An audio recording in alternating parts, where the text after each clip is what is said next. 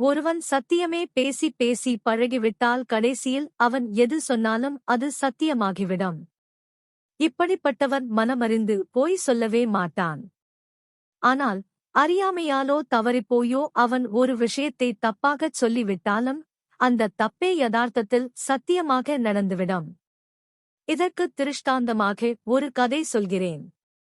திருக்கடவூரில் Abirami butter என்று அம்பாளின் பரம பக்தர் இருந்தார். அவர் அம்பாளையே நினைத்து பரவசமாகும்போது உன்மத்தரைப் போல பிதற்றுவார்.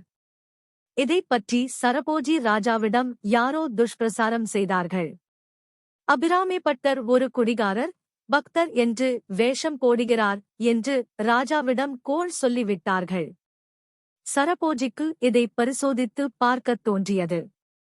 ஒருநாள் சரபோஜி திருக்கடவூரில் அம்பாளை தரிசிக்க வரும்போது அங்கே தன்வசமிழந்திருந்த பட்டரிடம், இன்றைக்கு என்ன திதி என்று கேட்டான்.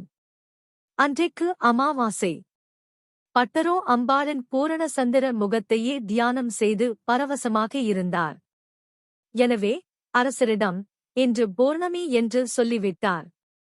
அரசன் தன்னிடம் மற்றவர்கள் பட்டரைப் பற்றிச் சொன்னது உண்மை என்றே நினைத்தான். பட்டரிடம் கேலியாக, அப்படியா?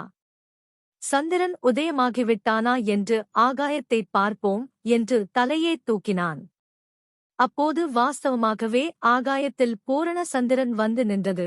அபிராமி பட்டர் சத்தியத்திலேயே ஊறியிருந்ததால் தவறிப்போய் அவர் அசத்தியத்தைச் சொன்னபோது அம்பாளை தன் தாடங்கத்தைக் கழற்றி ஆகாயத்தில் வீசி பூரண சந்திரனாக ஜொலிக்கச் செய்தாள்.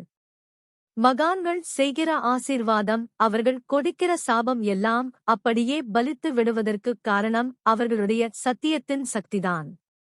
அவர்கள் எது சொன்னாலும் நடந்துவிடும்.